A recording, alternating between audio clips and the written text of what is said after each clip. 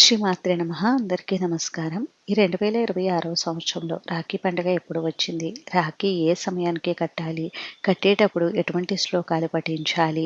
అనే పూర్తి సమాచారం వీడియో ద్వారా తెలుసుకుందాం. అందుకని వీడియోని ఎక్కడా కూడా స్కిప్ చేయకుండా చివరి వరకు చూడండి. ఈ రాఖీ పండుగ రోజున ప్రతి సోదరి కూడా తమ సోదరుడికి ఎరుపు రంగు దారాన్ని చేతికి రక్షగా కడతారు. ఎందుకని అంటే ప్రతి సోదరి కూడా తమ సోదరుడిని తమకు జీవితాంతం రక్షగా ఉండాలనే కోరికతో ఒక నమ్మకంతో ఈ రాఖీనైతే సోదరుడికి కడుతూ ఉంటారు. పురాణాల ప్రకారం చూస్తే శ్రీకృష్ణుడికి ద్రౌపదీదేవి రాఖీ కట్టిందని, అలాగే పార్వతీదేవి శ్రీమన్నారాయణుడికి రక్షాబంధన్ కట్టిందని, అలాగే శ్రీ మహాలక్ష్మీదేవి బలి చక్రవర్తికి రక్షాబంధనం కట్టి తన భర్త అయినటువంటి శ్రీమన్నారాయణుడిని పాతాళలోకం నుండి వైకుంఠానికి తీసుకువెళ్ళిందని ఇలా కొన్ని పురాణాలు అయితే మనకి చెప్తూ ఉంటాయి. రాఖీ అంటే రక్షణ అని అర్థం. రక్షాబంధనంలో రక్ష అంటే రక్షించడం అని, బంధనం అంటే సూత్రం అని అర్థం వస్తాయి.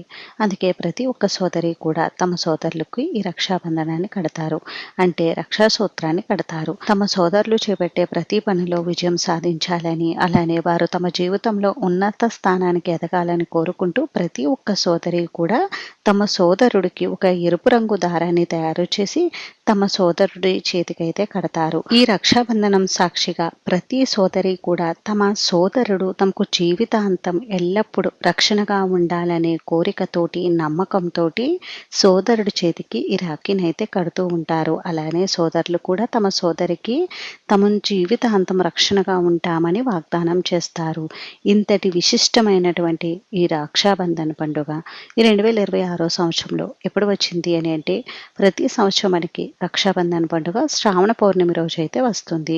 దీని ప్రకారం చూస్తే స్వస్తి శ్రీ చాంద్రమాన శ్రీ పరాభవనామ సంవత్సరం దక్షిణాయనం శ్రావణ మాసం శుక్లపక్షం పౌర్ణమి తేదీ ప్రారంభం 2026 ఆగస్టు 27 గురువారం ఉదయం 8:26 ప్రారంభమయ్యి 2026 ఆగస్టు 28 శుక్రవారం ఉదయం 9:12 వరకు పౌర్ణమి తిథి. హిందూ పంచాంగం ప్రకారం సూర్యోదయ సమయానికి పౌర్ణమి తిథి ఆగస్టు 28 శుక్రవారం ఉంది కాబట్టి ఈ రోజే రాఖీ పండుగను జరుపుకోవాలి.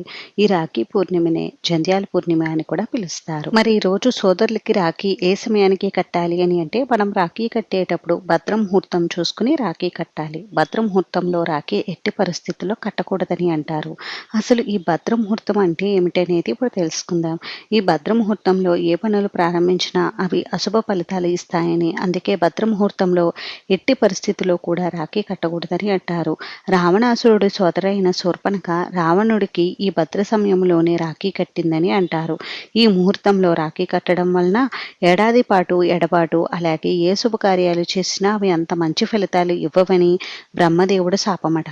ఎందుకంటే సూర్యభగవానుడు ఛాయాదేవి సంతానమైన భద్రాదేవి అంటే సాక్షాత్తు శనిదేవుడి సోదరి. ఈ భద్రాదేవి చూడడానికి చాలా భయంకరంగా ఉండి ఆమె ఈ లోకాలన్నిటినీ కూడా తన గుప్పెట్లో పెట్టుకోవాలనే సంకల్పంతో ఎప్పుడూ కూడా ఏదో ప్రయోగం చేస్తూ ఉండేది. అప్పుడు బ్రహ్మదేవుడు ఆమెకి బుద్ధి చెప్పి కర్ణాలలో ఎడవ కర్ణంగా ఉండమని ఆమెకు విశిష్టమైన స్థానాన్ని ఇచ్చారు.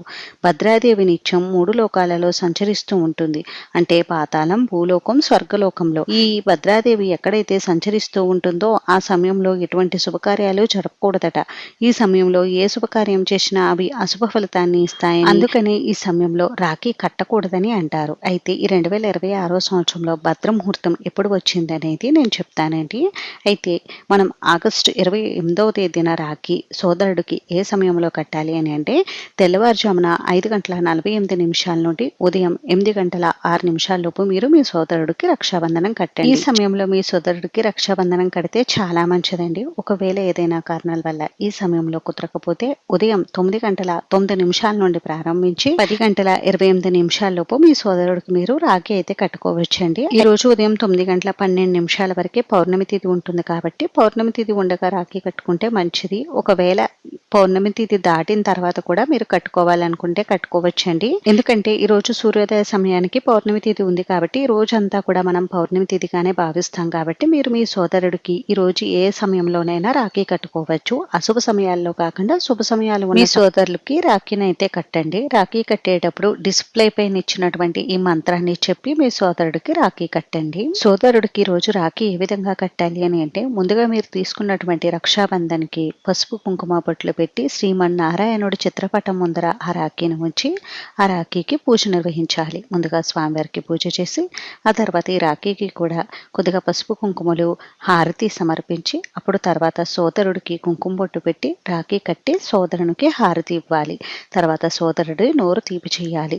ఆ తర్వాత సోదరులు ఏమైనా మీకు బహుమతులు ఇస్తే అవి తప్పకుండా సంతోషంగా తీసుకోవాలి. సోదరుడు పెద్దవాడైతే సోదరి తప్పకుండా తన అన్న దగ్గర ఆశీర్వాదం తీసుకోవాలి. చిన్నవాడైతే తప్పకుండా తన సోదరి యొక్క ఆశీర్వాదాన్ని తీసుకోవాలి. అయితే మాకు ఈరోజు రక్షాబంధన్ కట్టడానికి కుదరదండి, మేము ముందు రోజు పౌర్ణమి తిథి ఉంది కదా, గురువారం కట్టుకోవచ్చా అని అంటే, గురువారం అస్సలు కట్టకూడదండి.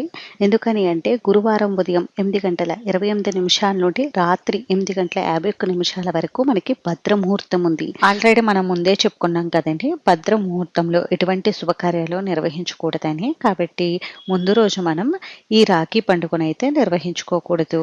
పీరియడ్స్లో ఉన్నవారు రాఖీ కట్టవచ్చా అంటే కట్టకూడదండి.